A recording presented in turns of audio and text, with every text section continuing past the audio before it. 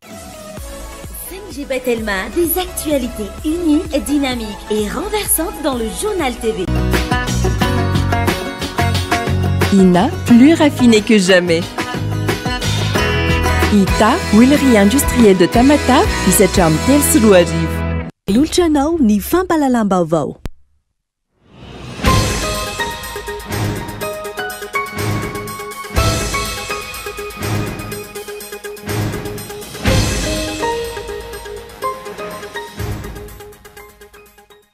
Ndroso tamin'ny fitarian'olona teny amin'ny kianjany 13 Mey vadiny manandafy mahery-lanto androany. Nateo azany sakana nataony mpitandro ny filaminany. Vokany voasambotra ny olona iray avy amin'ny fikambanana gasy leo, nanotrina azy teny an-toerana. Tompon'antoka amin'izay mety iseho eto amin'ny firenena ny fanjakana sy ny seni, manoloana ny fikarakarana ny zotra-pividianana hoy ny KMF Knoe. Tsy mandeha amin'ny tokony ho izy no audita lazaina fa atao, audit sy jerena ihany koa ny fitakiana amin'ny fanavaozana ny lalam-pividianana. Nahatratra 1.7 miliara ariary ny vola voahodinkodina teto Antananarivo ny taona 2022. Araka ny tatitra ho an'ny taona 2022 nataon'ny fitsarana ambaratonga voalohan'ny PAK, tsy ahafana manao fanadihadiana sy mitsara ireo faritra hafa ankilany, ny olana amin'ny faratsian-dalana sy ny tsy fampiny ny hoenti-manana. Olona 500 no nosamborina ary nalainam-bava ny makasika ny tranga atao lalazana distrika ny Vohibato, sabotsy hariva teo izay nahafatesana lehilahy miisa 3. Ity tranga ity izay tsy mbola fantatra mazava hatreto na fitsaram-bahoaka marina araka ny voiziny. Any ivelany ho tanterana ny 30 Jolay ny fitsapakevim-bahoaka ao Centrafrika momba ny fanovana amin'ny ampahany lalam-pandrenona ao an-toerany. Efa tsy mifanaraka amin'ny zava-misy ny akamaroany ny voalaza ny lalam-pandrenona ankehitriny hoy ny filohan'ny Centrafrika ka antony hanaovana ny fitsapakevim-bahoaka. Ny antsiprian'izay.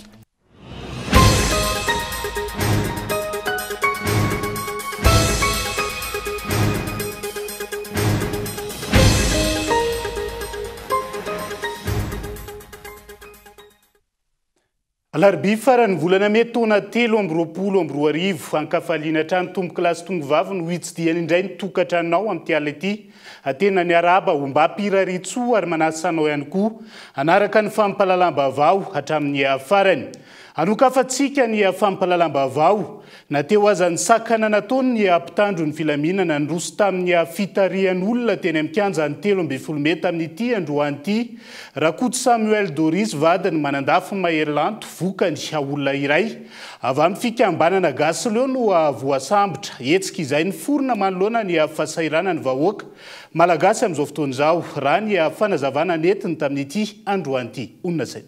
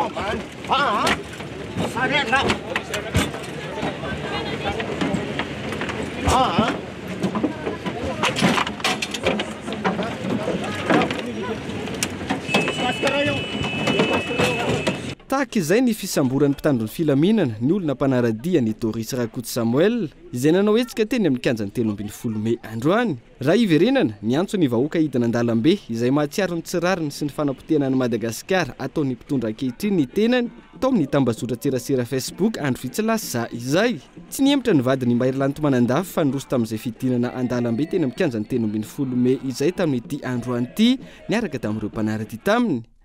Ny aloha lalana azy teny antoerana ny mpitandron'ny filaminana.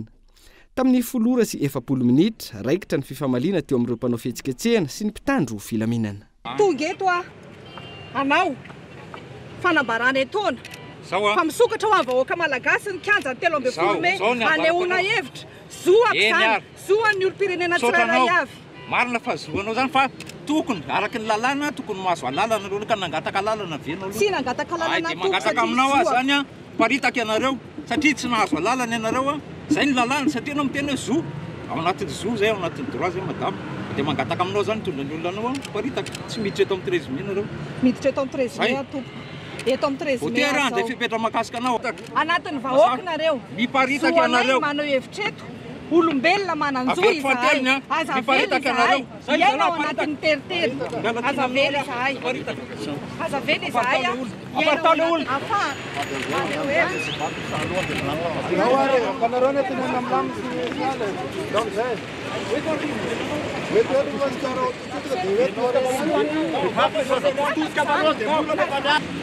fa maninona tsy avela maneo hevitra kalalana ny olona arrestation mahazo anao rehefa avy eo ao tena zay arrestation mahazo anao rehefa avy eo mbola tsy alanao.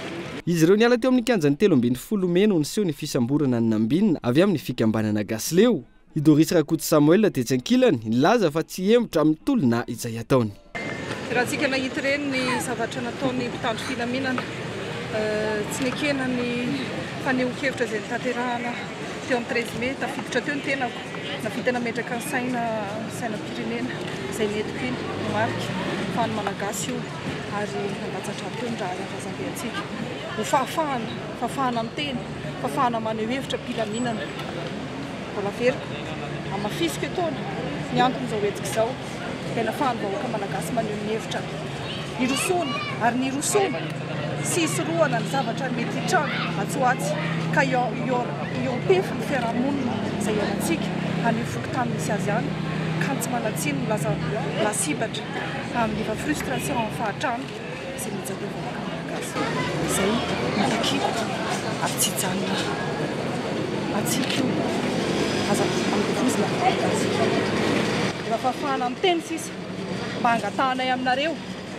fahafahanay miteny ahafahanay maneho hevitra aza tereny zahay avelao zahay iteny fieritreretanareo mpitandro filaminana ny tenako olombelonareo avy amin'ny vahoaka ianareo ary iverina amin'ny vahoaka anisan'ny lasibatra ihany koa ianareo amin'izao zava-misy izao aza manompo vondron'olona enofy eo amin'ny fieritreretanareo ato masina ny jivako legitime ny kombahako. Nanoho ny diany naran'ireo mpitandro ny filaminana hatreny amin'ny fiarany Doris Rakoto Samuel sy ireo namany taorian'izay niverina tamin'ny laony ny teny Analakely sy ny manodidina.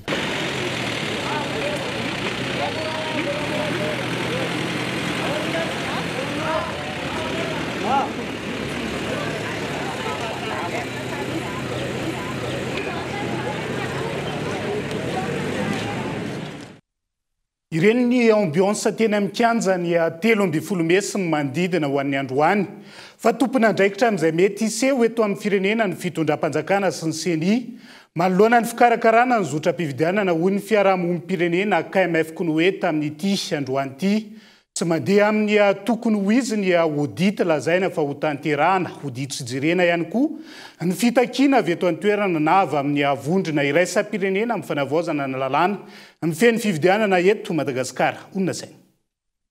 Manakaiky ny fotoana ikatona ny fahafahan'ny olo-pirenena misoratra sy manamarina ny anarany ao anatin'ny lisam-pividianana.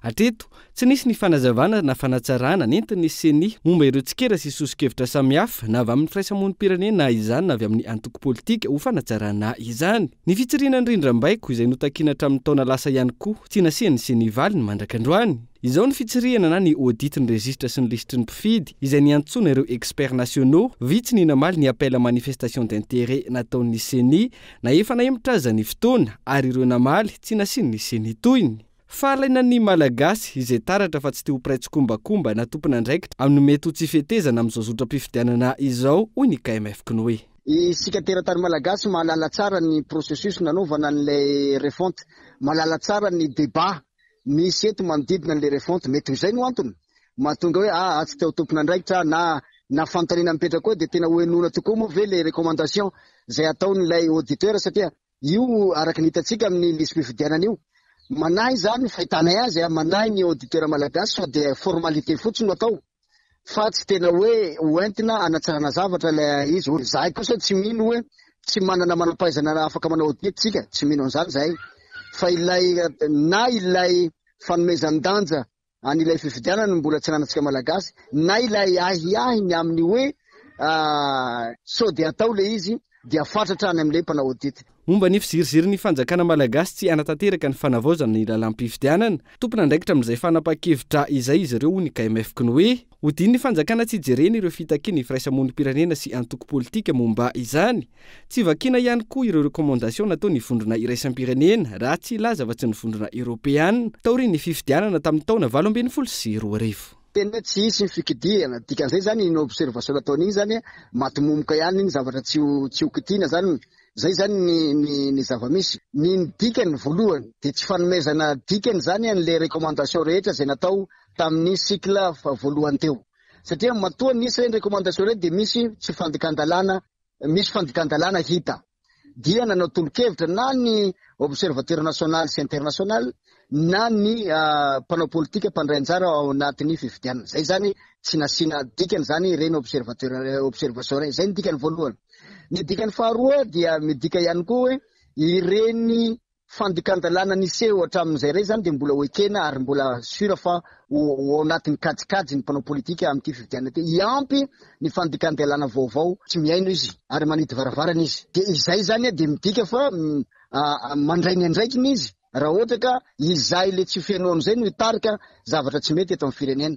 Mitaky ny mangarahara momba ny fanaovana ny jugement supplétif ihany koa ity firaisamonim-pirenena ity tsy ny anome karapanondro ireo tsy manana ny tena tanjona raha ny fanazavana fa mety misy hevitra ambadika hafa profony zany ny tao amin'ny faritra mena be teo an-tapitanana no nanaovana ny jugement supplétif nafantatra ny mpitondra fanjakana aza fa any amin'ny tontolo ambanivohitra no maro tsy manana izay karapanondro izay ka tokony ny tadiavam-baolana hatramin'izao mpanjony maro any amin'ny faritriny no tsy mbola manana izay karapanondro izay ho ny KMF Knoe.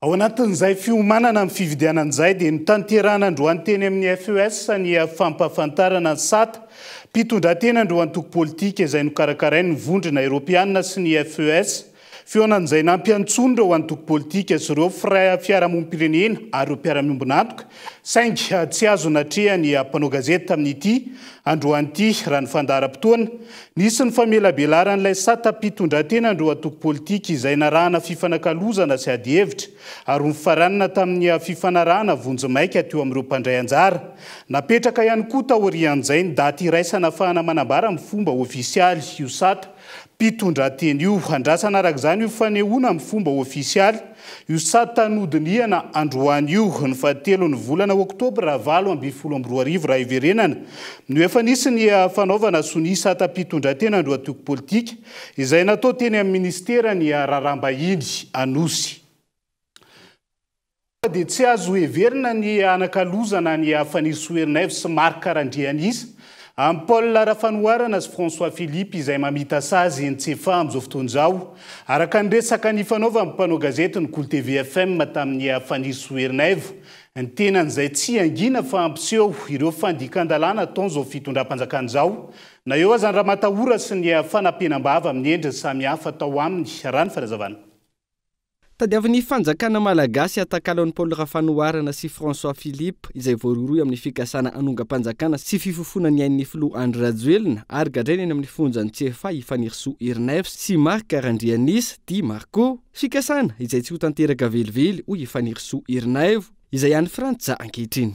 Marco Karandrianisa dia teratany franco-malgache zany hoe na izy miady mafy ho an'ny Madagasikara io dia manana zo mizaka ihany koa ny zo-pirenena frantsay tsy afaka manao extradition ny olona manana zo-pirenena frantsay ny fitondrana na ny fitsarana frantsay ny mikasika andray tsara ampahafantarina antsika rehetra fa réfugié politika ny statut aquatique zany hoe manana statut de protection internationale contre toutes les infractions politiques izay mety anenjenana.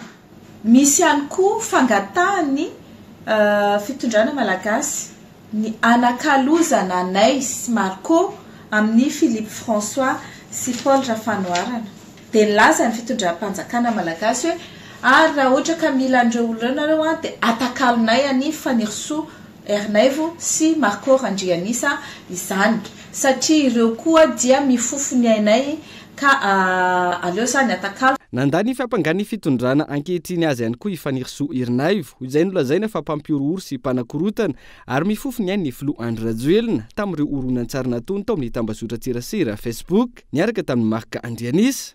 Asa fampiororoana izay mahaliana ny mpitandron'ny filaminana frantsay ka nahatonga azy ireo nijery sy nankany amin'ny tranon'ny Fanirisoa Ernaivo manoloana ny fitoriana napetraky ny fanjakana malagasy. Ny talata 13 Mey teo araka izany no naka ny Fanirisoa Ernaivo tao an-trano ny polisy frantsay miisa 4 Mianada ary nitondra azy tany amin'ny postry ny polisy tany Paris no io raharaha io. Rehefa jerena nefany ireo lelazaina hoe vidéo izay nalefako teo amin'ny page Facebook lazaina fa hoe fiantsonanao acte terrorista dia hita hoe nisy fandikana vilana ny zavatra ny tenen'ny Marco. Rehefa nataony zareo traduction le izy dia lazainy hoe ohatra hoe hipoaka ny atezeram-bahoaka dia fieritreretany zareo azy hoe izy bomba hipoaka wapoaka ny vahoaka. Mitenyreo hoe mila fongorina ny fitondrana dia fieritreretana azy hoe extermination ny fitondrana ny extermination ny Andry Rajoelina. Eto zany dia tena tena hoe voalohany indrindra aloha lavinay tena hoe laviko Marandrano ary laviko tanteraka na ny fiampanganana na ny fiampanganan'ny Marco.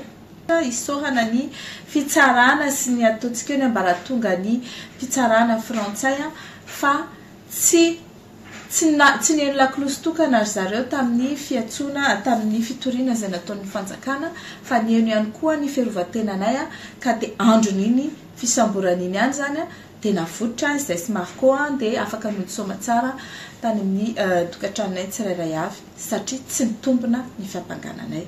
Mitahiraka ny Frantsa ny filoha Andry Rajoelina sy ireo délégation tariny mandeha ny resaka amin'ny anaovana garde à vue an'ireo mpanohitra fitondrana any Frantsa hoy Fanirisoa Ernaivo. Mana amin'ny zavatra fataony io fitondrana Rajoelina io satria zareo no tena mpampiororo zany atao hoe didy-jado na sy fanaparam-pahefana. Ity fitondrana ity moa zany efa miororo hatrany dia izay zavatra rehetra teneninao dia mampiororo anazy ary miezaka izy ny anagadra anay rehetra izay manohitra ty ivelany aty ka fantatray amin'izao fa nangataka ry zareo hoe misy olona 520 anaty lista izay tsy ananako moa le lista fa ny renseignement azonay nazahoana an'izay hoe misy olona 520 anaty lista nangatany zareo ho samborina aty Frantsa ary ho atao garde à vue amin'ny fotoana izay andalovany Andry Rajoelina eto. Izany hoe manomboka androany no mandalo aty Frantsa ary misy fionana izay ataony a Macron atsoatsy amin'ny semaine iny dia mangataka izy ny isamborana an'ireo mpanohitra ireo fa mieritreritra izy hoe manelingelina anazy ny fisinay. Mandeha ny fifandresen-dahatra amin'ny fanjakana malagasy frantsay mahakasika amin'izay anakalozana ny Fanirisoa Ernaivo sy Marc Randrianisa amin'ny pôle fanoharana sy François Philippe zay amin'izao fotoan'izao andrasantsika rotatena miandalana atao anatin'ny fampalalam-baovao hatrany ny atoin'izay. Fanatratra 140 faingo 1 miliara ariary ny vola voahodikodina tamin'ireo sampan-draharam-panjakana isan-karazany teto Antananarivo raha 270 faingo 9 tapitrisa ariary ny tao Mahajanga raha nitatitra ho antaona 220 navoaka ny fitsarana ambaratonga voalohan'ny pakina amin'ny pôle anti-corruption tamin'ity androany ity. Tsy afana manao fanadiadiana sy ny tsara ireo faritra hafa ankilany ny olana eo amin'ny faratsindalana amin'izao fotoan'izao eo ihany koa ny tsy fampino ny enti-manana rany tatitra hatrany Tanela Mino Arso. Tombanana nanika ny 140 miliara ariary ny taona 2022 ny vola voahodikodina teto Antananarivo raha 270 faingo 9 tapitrisa ariary ny tao Mahajanga araka ny tatitra ho an'ny taona 2022 navoaka ny pôle anti-corruption na ny PAC androany. Mbola maro ny fanazavana ny vola voahodikodina manerana ny nosy ary maro ihany koa ny tokony hanaovana fanadihadiana saingy tsy ahafahana manatanteraka ny asa araka ny tokony ho izy ny tsy fampino ny enti-manana sy ny faratsindalana ny mpandrindra ny PAC. Misy particularité kely ny PAC satria ny PAC tsy mba ohatran'ny juridiction de droit commun rehery hoe Antananarivo dia Antananarivo ihany tsarany fa Antananarivo dia raha vao dossier mahakasika kolikoly sy manodidina azy dia ny paka Antananarivo miandraikitra ihany koa ny farim-piadidin'ny cour d'appel Tomasina. Ohatran'izay ihany koa izany mahajanga tsy hoe mahajanga fotsiny ihany no tsarainy fa mandray ihany koa izy ny farim-piadidin'ny cour d'appel Antsiranana. Dikan'izay misy fotoana fahasarotana amin'ny fanatanterahana an'izay fandehanana mitsidika any ambanivohitra. Teneniko hoe ambanivohitra satria araka ny teneny teo izao ohatra hoe Besalampy misy ange hoe tena hoe tsy azo aleha mihitsy le lalana nefa izay zavatra izay dia tsy maintsy ho surmontevany eo anivon'ny paka mahajanga. Izany zany izao dia tena hoe fanehoana hoe misy fahasarotana raha ny tena raitra zany na ny hoe tokony ho izy dia hoe mba misy paka isaky ny renivohim-paritany enina ohatra ny cour d'appel rehetra fa mbola tsy afaka manao an'izay aloha tsika ankehitriny. Ankilany misy 570 ireo antotanisa fitarainana tonga tena anivo ny fitsarana mba rahatonga voalohany paka Antananarivo ny taona 2022. 13 isanjato amin'izany no fantatra fa tsy nisy toy ny intsony. Raha 7,4 isanjato amin'ireo 2,20 sy 900 teo anivo ny paka mahajanga no tsy nahinona toy ny intsony na classé sans suite raha ny tatratrany. Be ny antony mety mahatonga ny hoe classement sans suite. Voalohany indrindra aloha raha ohatra ka hoe ady madio ary izany dia tena betsaka tonga eto aminay satria indraindray misy resaka hoe ady lova ohatran'izany dia misy milaza fa hoe manao osoka resaka ady tany nefa reny zavatra ireny aloha dia tsy rehefa tsy misy ny hoe osoka voapirofo na hoe eloka infraction pénale dia tsy manam-pahefana hitsara izany ny juridiction pénale dia izay mahatonga ny hoe misy ny classement sans suite. Raha ohatra miteny izy hoe fanodikodinana vola ohatra société nefa rehefa atao fanadidina tsy nisy an'izany kory ilay izy fa partage na bénéfice ohatra izany zavatra ohatr'izany dia efa mahatonga ny dossier ho classé sans suite. Rehefa tsy misy zany ilay ataontsika hoe connotation pénale izany hoe ady eloka dia classé sans suite dossier iray. Androany no nanao nitatitra ny raharaha kolikoly voaraisy no tsarainy nandritra ny taona 2022 ny teo anivon'ny paka. Fantatra nandritra izany fa misy avalo ireo namoana IST na interdiction de sortie du territoire avy amin'ny fitsarana mba rahatonga voalohan'ny paka Antananarivo. Mitetina 4,7 miliara ariary ihany koa. Ankoatra izay ny lamandy notakina no ny raharaha famotsim-bola ny taona 2022 hatrany. Fa zava-dehibe ho an'izay filohan'ny pirenena alany amin'ity taom-pifidianana ity ny hafananana ny politika ny tombanezaka ho an'ny fampandrosoana. Raha ny fanjakana amin'izao fotoana izao tsy misy ny fahavononana amin'izay. Ilaina kilan'ny fandrafetana sy ny fanatsarana ity politika ny tombanezaka ity ahafahana manao jeritodika sy maka lesona amin'ireo teboka tsy nahomby amin'ny fitantanana ny firenena hatramin'ny androany fitianokolona. Isan'ny olana amin'ny fampandrosoana ny Madagasikara ny tsy fisian'ny politika ny tombanezaka izay ahafahana mametraka ny fanjakana tsara tantana. Tsy mbola tafapetraka izay politika izay ary tsy lahara-pamehan'ny fanjakana raha ny fanazavan'ny firaisamonim-pirenena. Ny zava-misy moa amin'izao zany raha antsika mahita fa ao anatin'ny tontolo fifidianana tanteraka tsika. Ny hetsika izay natao androany dia ao anatin'ilay hoe fanatsarana ny politika tombanezaka. Ny politika ny tombanezaka dia entina hanatsarana ny fomba fitantanana izay mety ho mpitondra antsika amin'ny fotoana mpitondrana manaraka satria raha antsika mahita fa tena ilain'ny firenena zany. Tsy ny firenena rehetra ny manana an'izy io araka ny voalaza teo fa ny firenena izay misafidy manana azy kosa nefa dia anisany ireo firenena izay manana ny fomba fanatsarana eo amin'izay lafiny fitantanana izay. Ny taona 2022 raha iverenana no namolavola farany ny politika ny tombanezaka teto Madagasikara, tombony ho an'ny firenena sy ireo firaisamonim-pirenena ao amin'ny nandrafetana izany. Rahantsika mahita fa izay tombana izay dia tena zava-dehibe eo amin'ny fitantanana.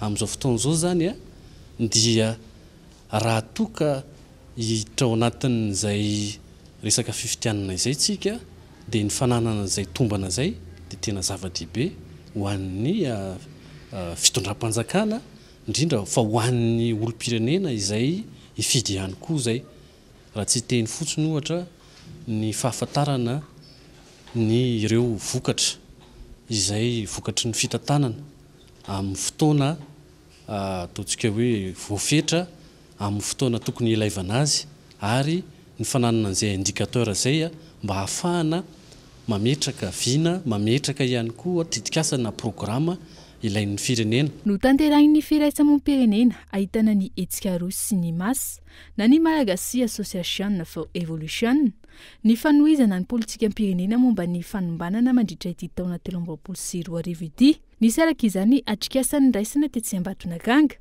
ijerena ny anjara asan'ny firaisamom-pirenena amin'ny politika ny tombanezaka eto Madagasikara. Fiainana antoko politika mbola velona ary mijoro ny antoko HVM hoy ny filompanorona nandritra ny fankalazana ny fasivitaona nijoroan'ny antoko HVM tamin'ity androan'ity ny filompanorona izay efa nilaza ankolaka fa ho isan'ireo kandida irotsaka ho vidiana filom-pirenena amin'ity taona 2024 ity Gaeton Andretsilavo. Ny 2024 Mei 2024 no natsangana ny antoko HVM hoy ny filompanorona ity antoko ity tamin'ny lahatenina taony nandritra ny fankalazana ny fasivitaona ny antoko androany. Ilaina ho izy ny manana antoko politika raha hitondra firenena ka antony mahavelona sy ijoroan'ny antoko hatramin'izao. Na mbola tsy niteny tamin'ny fomba ofisialy isan'ireo kandida irotsaka ho vidiana filoham-pirenena ny filoha teo aloha Hery Rajaonarimampianina raha ny kabary izay nataony nandritra io fotoana io. Ohatra amin'izany ny resaka nataony manoloana ny faratsy ny lalana eto amintsika amin'izao fotoana izao. Tsy refotsy ny lalana Andriamanitra tena zany mitonga amin'ny fiteny hoe mampiteny mony ny mijery ny lalana manera Madagasikara ary fanolazaika antsika tamin'ny farany tamin'izany tenitety hoe zany ny tena fanambo keza be zao raha pitso mipetraka amintsika rehefa iverina tatana ny firenena indray satria dia tsy maintsy anamboatra an'ireo lalana ireo. Zaho efa mahita ny hevitra, zaho efa mahita ny vola asirapety zaho efa mahita parandinakitra alao ifandahatra eo. Sahirana, potika, latsaka anaty fantrana lalina ny firenena ankehitriny hoy izy, indrindra tao anatin'izay efatra taona farany izay. Isan'ny tsy maintsy hojerena ahafahana mamany olana raha ny fanazavany, ny fananana fanjakana manaja ny lalàna velona sy ny lalam-panorenana, manaja ny demokrasia, ny zon'olombelona ary ny fahafahana mivezivezy sy maneho hevitra. Ireo rehetra ireo izay tsy hita taratra amin'ny mpitondra ankehitriny. Fananaran-dalàna sy lalam-panorenana zay ny fototra azahoana manangana firenena vanina sy azotsika miroso amin'ny tena fampandrosoana. Fanajana ny lalàna sy ny lalam-panorenana, fanajana ihany koa ny demokrasia, les droits et libertés fondamentales, droits de l'homme. Balatsiny afa ataoko amin'ny teny frantsay satria zay ny fampiasanareo matetika. Fantalana an'izany no veritsika tena ho zava-dehibe mihitsy ho fampandrosoana ny firenena. Io fahafahany io angery zareo ka zava-dehibe. Ankoatra ity fanehoan-kevitra nataon'ny filoha teo aloha sady mpanorona ny antoko HVM androany ity, isan'ny famantarana ny firotsahako fidiany ihany koa ny niverenany eto an-tanindrazana ka nigadona teny amin'ny seranam-piaramanidina Ivato ny 12 Febroary 2024 lasa teo. Izy ihany koa izay nanamafy fa fifidianana madio, mangarahara, tsy mitanila sy ekeny rehetra no andrandraina, ampilamina ny firenena ka ialana amin'izao fanitrana mahazo ny vahoaka malagasy izao. Fanomboana ny fasivitaona ny antoko ny androany raha ny fanazavana ary mbola isy ny etsika maro samihafa anamariana izany. Dia izay ihany koa no hoentsika misendo vetivety ao anaty doka fohy ny toy ny fahafatesana telo lahy tao lalazana distrika ny Vohibato izay nosamborana olona 500 alaina ambavany amin'izao fotoana izao. Eo ihany koa ny fampiasana harona plastika izay manamafy ny fahasimbany ny tontolo iainana ankehitriny ampany amin'ny vaovao misongadina sy fanadihadiana mbola hoentina aminao rehefa avy eo manapitafa vetivety ary.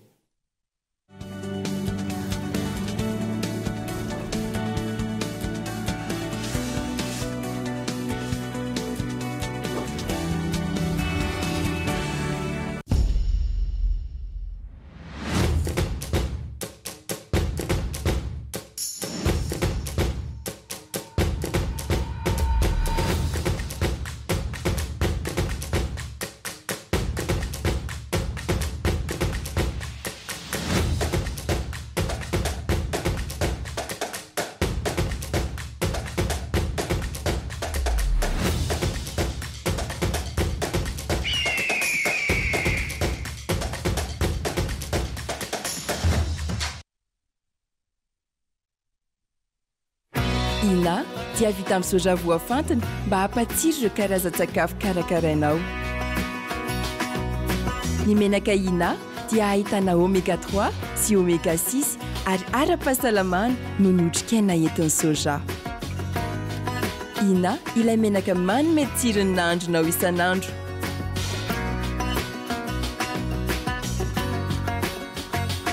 Ina, plus raffiné que jamais. Ita, huilerie industrielle de Tamata, misatra amin'ny telo sy roa arivo.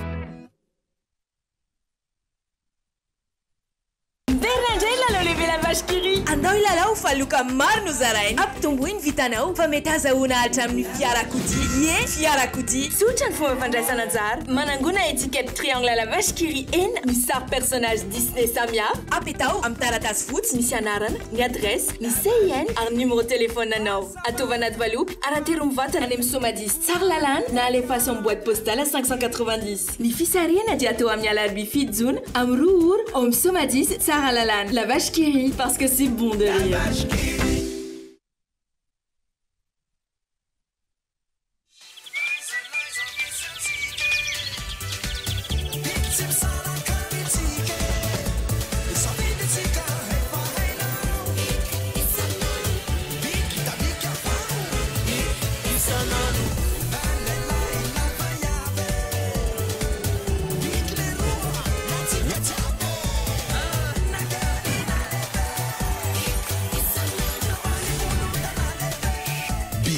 isan'andro.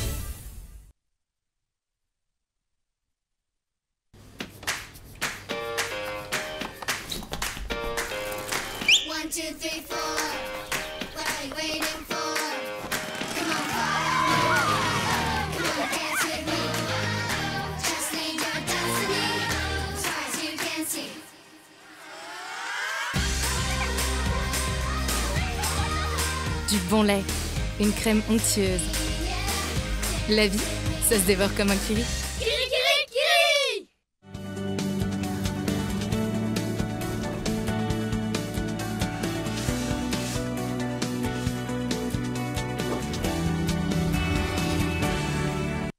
Tapany faharoa amin'ny fampalalam-baovao atena trano ny arahaba ho antsika rehetra mbola manjohy ny fahitalavitra kolo amin'izao oro izao. Isantarantsika izay dia olona miisa 500 no nosamborina ary alainam-bavany mahakasika ny zavantranga tao amin'ny fokontany lalazana distrika ny Vohibato ny sabotsy hariva teo izay nahafatesana lehilahy miisa 3 ity tranga ity izay tsy mbola fantatra mazava eto na fitsaram-bahoaka marina araka ny voizina haingo rakotonirina Kolo Fianaratsoa. Tranga nampanaelo ary niteraka resabe eo anivon'ny fiarahamonina eny rehetra eny ilay fahafatesan'ireo olona 3 lahy ary ny ray kosa moa mbola manaraka fitsaboana eo anivon'ny hôpitaly ben'ny Fianarantsoa ilay zavaniseho teny amin'ny fokontany lalazana distrikan'ny Vohibato ny sabotsy hariva teo izay mbola mampametra-panontaniana hoe fitsaram-bahoaka tokoa ve sa fivandonan'ireo olona ireto tamin'ireo vahoaka tao an-toerana. Noho izay antony izay dia olona misy 500 atao anivon'ny fokontany lalazana io no nalainy teo anivon'ny OMC teto Fianarantsoa alainam-bavany omaly tolakandro ary mbola mitoy ity anio ity mo ataovana diadiana izy ireo makasika izay zavatra tena nitranga marina manodidina ity famonoan'olona ity.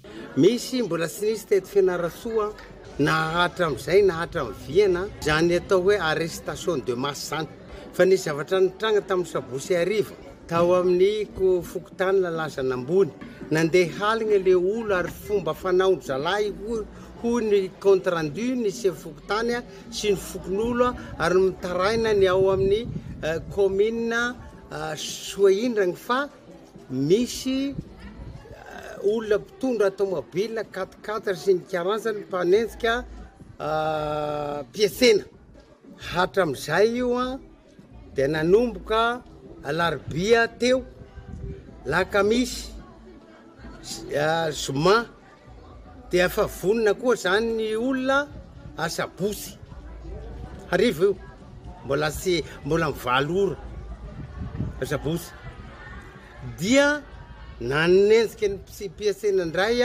ireo zalahy victime reo maty 3 lahy evatagny tagnaty 4x4 dia nikoka le olo io le nikoka le olona ny piasena dia avy hatragny dia nivory fokon'olona amin'ny mampitandro ny filaminana teo aloha ny solomba vaomboaka ao an-toerana dia entitra tokoa izy amin'izany resaka fandriampahalemana izany. Eo ambody ampiadina dia nisitaka kely ny président fokontany a nilaza tampoka amin'ny telefona dia amo azo foana ny telefona dia hoe inona aeto miady agna izao fa tena ifamono angambo ty dia amo nanome ordre hoe raha ohatra ka marina ny zavatra ataonareo miady agnareo légitime de mifasy ty miaro ny tenanareo nareo miaro ny fanananareo nareo dia tarofy fa sy namono olo fatany reo olonareo takany namiriana ny OMC teto maly sy namono reo ary mazo ny teniko reo fa hovoiziny amin'ny zavatra hafa ma zavatra ty ka mety politiquement zany mety ao vibaty moa zany aho tany milamina tamilamina aho noga perturbation politique io zavatra eo fitako azy. Samy miandry ny fahatongavany eny anivon'ny fitsarana moa ny rehetra mba halalana izay tena marina manodidina ny tranga io satria dia mifamaofao be ihany ireo resaka mifamoivohana eny anivon'ny fiarahamonina fifandonana marina ve nisy tany an-toerana sa fitsaram-bahoaka fa ao aorian'ny fanadihadiana no afantarantsika ny marina mikasika iny von'olona indy. Anohizana ny fampahalalam-baovao amin'ity ala ity dia nisongadina nandritra ny tatitra ny afilakevitra minisitra ny hariva teo ny fankatoavana ny fandefasan'ireo volamena namboarana ny volamena 50 ariary ho mari-pahatsiarovana ny 50 taona ny banky foibe Madagasikara. Any Turquie no ataony fanotana ny volamena izay tafiditra anatiny antsoina hoe régime d'exportation temporaire pour perfectionnement passif izany hoe famoahana vonjomaika no atao ary averina eto Madagasikara ireo volamena rehefa vita ny fanotana azy. Tsy misy famatorana arak'izany ary tsy misy politika matotra sy mazava hitantanana ny toe-karena sy hanatsarana ny sandam-bola fa andrakandrana sy miovandalana hatrany ny fomba fiasany mpitondra fanjakana amin'izao fotoana izao mahatonga ny sandam-bola malagasy mitotongany. Ankoatra ny momba ny rarajirama izay omeny fanjakana bon de trésor spéciaux andoavana ny trosany orinasa Tozigruin arak'izany hiditra mifampindramam-bola ho an'ny orinasa jirama indray no ataon'ny fanjakana fa tsy subvention tahaka ny teo aloha ho taterina aminao misy kokoa ato anatin'ny fampahalalam-baovao amin'ny andro ny rahampitso moa makasika ireo teboka lehibe nisongadina tao anatin'izay afilakevitry ny minisitra izay. Any Antsirabe dia tafiditra anatin'ny singy manimba betsaka ny tontolo iainana ny fampiasana ny arina plastika amin'izao fotoana izao. Avy amin'izay avokoa ny 800 fako ka iantsona ny fandraisana andraikitry ny tsirairay amin'ny fampiasana azy amin'ny fampiasan'izay arina plastika izay. Andry Nirina Randria Miarsokolo Antsirabe. Anisan'ny fahazaran-dratsika malagasy ny fampiasana arina sachet plastika rehefa miantsena ary efa taonany maro no tsy mbola afaka tamin'ny fampiasana arina sachet plastika io ny firenentsika na dia efa nisy aza ny andini-dalàna amin'ny fanafoanana sy ny tsy fampiasana izany ho fiarovana ny tontolo iainana. Manodidina ny 700 fako eto Madagasikara dia sachet plastika avokoa. Maro ireo voka-dratsy aterany hoy ny talepatry ny tontolo iainana eto Vakinankaratra ka tokony hisy ny ezaka isam-batan'olona mba ahafahana mifeny sachet plastika na ihany koa fako plastika mba tsy handoto ny tontolo iainana. Zavatra antsoavo atao amintsika rehetra dia tsy voatery tsika ny mampiasa an'ireny sachet plastika kely ireny vao mivoaka ny trano tsika ohatra dia afaka mitondra boaty afaka mitondra bokaly tsika dia atao any ny siramamy atao any ny totokena le ezaka ny isam-batan'olona tsirairay avy mihitsy zany manoloana ny fiarovana ny tontolo iainana ny tena tokony hovoizana amin'izao fotoana izao. Ny antony anie dia izao hoe tsy afaka recyclena intsony izy ireny, tsy afaka mbola averina ampiasaina intsony izy ireny, hany ka lasa mampitombo ny fako plastika izay mitobaka eny amin'ny fako. Raha ohatra ka dorana izy ireny dia mamoaka setroka izay cancérigène tafiditra ao anatin'ilay antsoina hoe déchets dangereux na ilay ataontsika hoe singa chimique izay mahavoan'ny aretin'ny homamia setroka izay avoaka ny fandoroana sachet plastika iny izay tena ratsy ho an'ny fahasalamany. Izay aloha zany voalohany indrindra. Tsika nefa amin'izao fotoana izao atao aiza le sachet plastika tsy maintsy dorana le izy. Tsy mifamboleka na ny ady atao amin'ny doro tanety ihany akory no fiarovana ny tontolo iainana fa eo ihany koa ny fitantanana ny fako. Miainga avy ao an-tokantrano ny tsirairay avy ary tokony hisy ny fanaraha-maso eny fotony ary tsy tokony hanafatra ireny arina sachet plastika ireny intsony ny firenena malagasy ho hiatrany ny talepatitra ny tontolo iainana eto Vakinankaratra. Zany hoe raha ny tokony ho izy zany dia tokony midina eny fotony ny police environnementale mivérifie an'izy ireny dia maka an'izy ireny raha ny tokony ho izy dia ny fanjakana malagasy mihitsy no tsy tokony manafatra ireny produit ireny ntsony, tsy tokony manafatra ireny sachet plastique ireny ntsony. Zay zany no antony itenenana hoe rehefa manary fako renareo dia atokany ny déchet biodégradable reny hodina poma izay fako rehetra zany izay afaka aloha dia atokana tadio tsara fa mividin-jesika ny amin'izao ka 5,000 sy 3 alina neny 1 mètre cube na zesika tonga eny atoerana. Zany hoe io fako izay aririntsika io zany tena vola io raha toka haitsika ny mamadika anazy ho lasa zesika. Ny déchet plastique kosa dia rehefa alina ny andro dia alaina ny cache-bouche dia manao cache-bouche dia dorana mba tsy pariany ny fako zany amin'izao fotoana zao. Dia zay no apita amintsika rehetrarehetra hoe dian'izao re tompoko dia manaova tri de déchet atokany ny karazana fako dia afaka ampiasainareo reny amin'ny fanaovana jardin potager ao an-trano ohatra. Araka izany dia mbola maro ny ezaka atao amin'ny fiarovana ny tontolo iainana eto Madagasikara, indrindra fa eo amin'ny fifehezana ny fako, anisan'izany ny sachet plastique. Avy any Antsirabe dia andao hiazo any Mahajanga vetivety fa lafo mba Vaovao. Misy amin'ireo fokotany any an-toerana amin'izao fotoan'izao no hahenona tabataba amin'ny alina na ny tapazo nocturne ankehitriny efa tafiakatra 7 ireo toeram-pisotroana nandraisany tompona andraikitra fepetraka nakatony no io tabataba amin'ny alina io saingy mbola betsaka ireo manao izany amin'izao fotoan'izao ka mampitaraina ny mpiara-monina. Ny anahazo vahana ny tabataba amin'ny alina na ny tapage nocturne avy amin'ireo bara sy ireo toerana fisakafoanana misy karaoke eto Mahajanga tapitanana tatoato. Fokotany maromaro eo anivon'ny commune Ambonivohitra Mahajanga no saika ahitana izany. Anisan'izany ohatra ny eny amin'ny fokotany Mahajanga be, ny eny amin'ny fokotany Mangarivotra, eny amin'ny fokotany Amborovy sy ireo fokotany maro samihafa eto Mahajanga ka mahavelo taraina ireo olona manodidina ireny toerana misy mitabataba amin'ny alina ireny izany.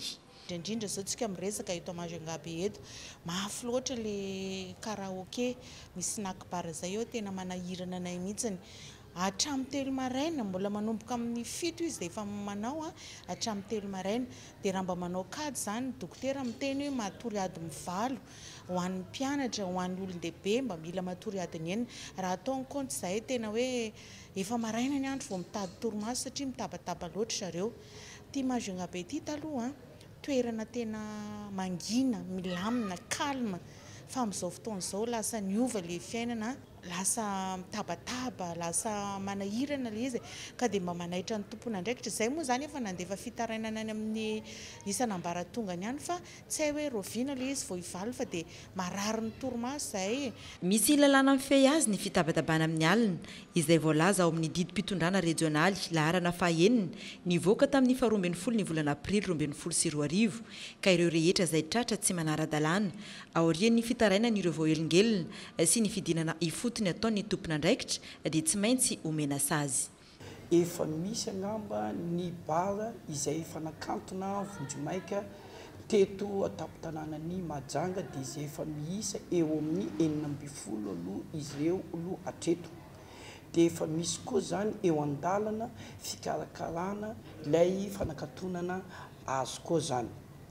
Tsara ngamba no anamarinana fa tsy miasa izay raha tsy misy ny fitarainan'olona makasika an'io fitabatabana amin'ny alina io. Izay rehetra victime dia tokony angamba izy mametraka ny fitarainany eto anivon'ny commune ny Ambonivohitra ny Mahajanga ary afaka koa izy mitaraina mivantana eo anivon'ny préfecture ny Mahajanga.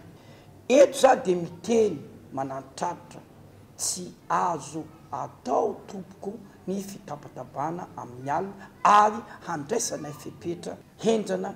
Araky ny loharam-baovao akoatra ireo bara isy ireo toerana maresaka mitabataba amin'ny alina misa 12 ka nakatona ireo dia bara iray no efa nandraisana fepetra ihany koa ary miisa 17 ireo toerana nazahoana fitarainana ka ho andraisana fepetra amin'ny fanakatonana azy eto Mahajanga no io fitabatabana amin'ny alina izay manelingelina fiarahamonina io. Misy fomba fiteny izay hoe rehefa mamy dia matory zao lasa olana ny fialamboly. Mpamisedra olana manoloana ny tsy fisian'ny sekoly ambaratonga fototra ho antoerana ny sy manodidina ireo mponina anatin'ny fokontany Antanamanjaka commune ambanivohitra ny Tsirabe amin'izao fotoana izao. Tsy maintsy mandeha an-tongotra kilometatra maro ireo zaza monjy fianarana ary tsy maintsy miampita rano mandritra ny fotoam-pahavaratra. Antony nanaovany lehibe fokontany antso amin'ny fananganana ny sekoly ambaratonga fototra sy ireo foto-drafitrasa iankina ny fiainam-bahoaka amin'ny fiainana andavanandro.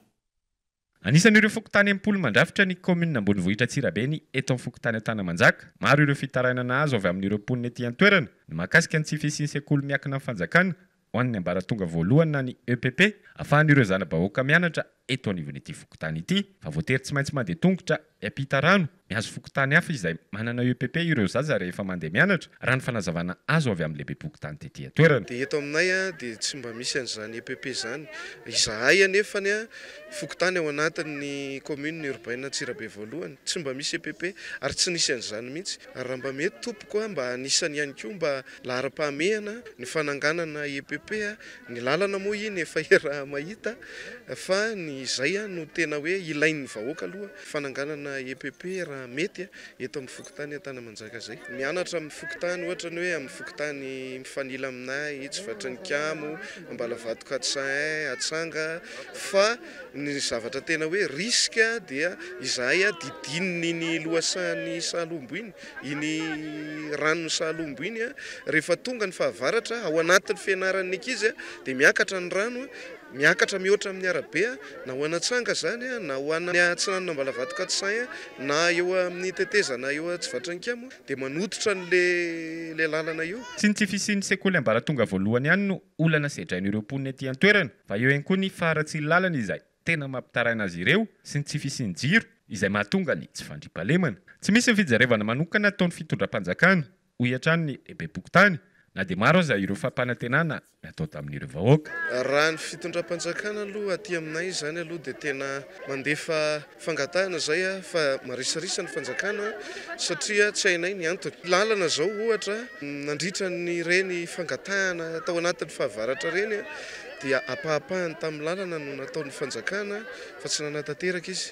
Eo no angatahana koa amin'ny fanjakana hoe mba jereo ny lalana sy ny foto-drafitrasa ety aminay zavatra efa nampanantenanareo indrindrindrindra ny jiro hatramin'izao efa nandefa fangatahana zay 520 ny éclairage public mbola tsy tonga efa nisy ny fampanantenana tsy hita zay fampanantenana zay mino zay fa mbola ho avy ny fanjakana. Araka izany dia manao antsova amin'ireo tompona andraikitra ambony eto amin'ny fatrivakina karatra ireo mponina eto amin'ny fokontany Antanamanjaka amin'ny tokony isin'ny sekoly ara-panjakana ho an'ny ambaratonga voalohany na ny EPP eto anivon'ity fokontany ity eo ihany koa ny lalana izay tena mampitaraina azy ireo. Lafomba vao hafa manana ny herijika ahafahana mivelatra ny firenena afrikanina risan'izany Madagasikara. Hoy minisitry ny raharaham-bahiny malagasy nandritra ny fankalazana ny journée de l'Afrique teto Madagasikara tamin'ity androany journée de l'Afrique izay ankalazaina isaky ny 15 Mey saingy androany no nanamariana azy tamin'ny fomba ofisialy teto Madagasikara. Gaetan Andriatsilavo. Tsy maintsy mifanometanana ireo firenena afrikanina misy 5 ahafahana miady amin'ny tsy fahampian-tsakafo. Hoy ny ministra tompon'andraikitra nandritra ny fankalazana ny journée de l'Afrique na ny andron'ny Afrika teny amin'ny ministera ny raharaham-bahiny malagasy androany. Fankalazana izay mifanindran-dalana tamin'ny 40 taonan'ny organisation de l'Union africaine. Manana ny lanjany manokana ny Afrika ary manana ny tanjaka ho afaka mandroso ka isan'izany Madagasikara amin'ny alalan'ilay antsoina hoe ZLECAf. Io koa dia ahafahantsika arak'ilay voalaza koa misondrotra satria io tsena be io dia tsenana araky ny voalaza dia ho an'ny Afrika iray manontolo ka tsika zao efa manana an'ireny atao hoe vondrona régional reny ohatra hoe ny COMESA, ny SADC, ny COI reny rehetrarehetra reny dia efa tanjona ahafahantsika misitraka ny ZLECAf raha afa mipetraka ny ZLECAf. Anorina fahafahamiatrika ireo tsy fanjari-tsakafo aty amin'ny kontinanta, anamafy ny fambolena sy ny fiompiana, ny fahasalamana sy ny fihahina ara-tsosialy, ahafahana manafaingana ny fampandrosoana ara-toe-karena sy ny fampivoarana ny maha-olona. Ireo amin'ny ankapobeny no tanjona amin'ity taona 2024 ity, izay tafiditra anatin'ny agenda 2063 ihany koa. Tsy tokony ho sakana manoloana izany ireo ady sy olana mitranga aty amin'ny kontinanta Afrika amin'izao fotoana. Rehefa resahana manko ny Afrika dia hoe Afrika misy dia sy ny sisa Europa zay tsy tokony nisy an'izay ady zay dia aza hitanareo fa manana krizy Europa io a salamizany ny lalan'ny fiainana fa tsika malagasy dia ny avenir atsika zany hoe rehefa kelikely a ny zavatra azotsika tokony antenaina dia any Afrika indrindraindrindra. Ny taona 1790 tsy ahivona firenena maleo tena afrikanina misy 20 no nivondrona tao Addis Abeba Etiopia ka nikatsaka lalana tokana izorana. Tanjona tamin'izany ny alana tanteraka eo ambany jiogan'ny mpanjanaka. Ny 20 Mey 1790 araka izany no nosoniavina ny satam-fe ny OUA na ny Organisation de l'Union Africaine ka isan'izany Madagasikara izay notarihin'ny filoha teo aloha Philbert Tsiranana. Io daty io no niraisina ho fankalazana ny Journée de l'Afrique. Hatramin'ny androany maro ny ezaka efa vita teo amin'ny fametrahana filaminana, ny fifanakalozana ara-baritra, ny fambolena, ny fahaleovantenan'ny tanora, ny fahasalamana, ny fampianarana sy ny maro hafa. Fa zaza 704 manerana ny bororitany enina eto Andrenivohitra no nisitraka kopy faobe avy amin'ny commune Antananarivo Renivohitra ahetsika izay tafiditra anatin'ny fiaramiasan'ny commune sy ny OIF na ny Organisation Internationale de la Francophonie ho fampanajana ny zony ankizy ka zaza ray volana hatramin'ny 17 taona ireo nisitraka izay. Zaza roa rivo sy ray alina ny kondrin'ny commune Antananarivo Renivohitra isitraka kopy faobe hatramin'ny faran'ny taona 2024. Hatreto mbola maro no sakana fikarakarana ny kopy anjanany ho an'ireo ray aman-dreny. Santionany tsy fahafantarana eo ihany koa ny lafiny ara-bola sy ny fotoana. Antony roson'ny commune amin'ny hetsika izay miditra ny amin'ny andiany faharoa ny zara kopy faobe 707 maneran'ireo boriboritany ena. Fizarana kopy andreo zaza zay natao jugement supplétif zany zay izy lazaina azy tsy nanana kopy mihitsy ireo zaza ireo nandritry ny fotoana maro hitanareo teo fa misy zaza voateraka hatramin'ny 7 taona satria misy fepitaona moa zany apetraka ny fanjakana dia tsy tafiditra tao anatin'ilay fepitaona izy ko misy koa moa ny ko zany hoe ny vidin'ilay kopy dia zany antony rehetrarehetra zany zany mahatonga an'ilay zaza tsy nahazo an'ilay kopy. Iarahan'ny commune Antananarivo sy ny OIF na ny Organisation Internationale de la Francophonie ny fizarana kopy faobe. Ankoatra ny fandraisana tanana mivantana ireo zaza tsy manana kopy, iroso amin'ny fanentanana ny mponina manerana ireo fokotany roa amin'ny 7 ihany koa ny commune ho famporisiana sy fanentanana ireo ray aman-dreny ny mahazava-dehibe ny fananana kopy. Zony ankizy ihany koa ny fananana kopy ka antony fanamafisana ny hetsika anatin'ny fidirana amin'ny 2 volana ankizy ny volana Jona. Izay ihany koa no hoentsika miampita ao anatin'ny maresaka iraisan'ny pirenena. Ho tanterana ny 3 Jolay ny fitsapakevim-bahoaka ao Centrafrika momba ny fanovana amin'ny ampahany lalam-pandrenona ao an-toerana. Efa tsy mifanaraka amin'ny zava-misy ny ankamaroany voalaza ny lalam-pandrenona amin'izao fotoana izao ho ny filohan'ny Centrafrika ka antony irosony izy ireo amin'izay fitsapakevim-bahoaka izay. Araka ny fampafantarana ataon'ny filohan'ny Centrafrika Faustin Touadéra androany hanatanteraka fitsapan-kevim-bahoaka momba ny lalam-pandrenona ny mponina ao an-toerana amin'ny 17 ny volana Jolay ho avy izao. Efa nilaza tamin'ny filohan'ny antenimieram-pirenena sy ny filohan'ny fitsarana avy momba ny lalam-pandrenona ao an-toerana ity farany mahakasika ity fitsapakevim-bahoaka ity ary efa nisy raha teo ny fihaonana tamin'ny filohan'ny antenimieram-pirenena. Ho an'ny filoha Touadéra efa tsy mifanaraka amin'ny zava-misihana ny mponina intsony ny lalam-pandrenona amin'izao fotoana izao ao an-toerana ary izao nandraisa ny fanapahan-kevitra amin'ny fanovana amin'ny ampahany izao izay natao mba afahana mitondra fampandrosoana ho an'ny firenena. Raha iverenany ny tantara ny volana septambra tamin'ny taondasa no lava ny fitsarana avy momba ny lalam-pandrenona tao an-toerana, ny fanendren'ny filoham-pirenena tamin'ny alalan'ny didim-panjakana, ny fametrahana ny komity izay hitarika ny famolavolana ity lalam-pandrenona vaovao ity. Ankilan'izany rehetra izany manahy amin'ity lalam-pandrenona vaovao ity ireo antoko-mpanohatra noho ny mety ho fitondran'ny filoha amin'ny manda fanotelony ao Centrafrika ao. Mifarany eto indray ny fotoanantsika ho an'ny androany ny fampalalam-baovao no tapitra treto mbola maro kosa ny fandaharana entina aminao anatin'ny zay alaizay koa aza misaraka aminay hatrany ary veloma tompoko.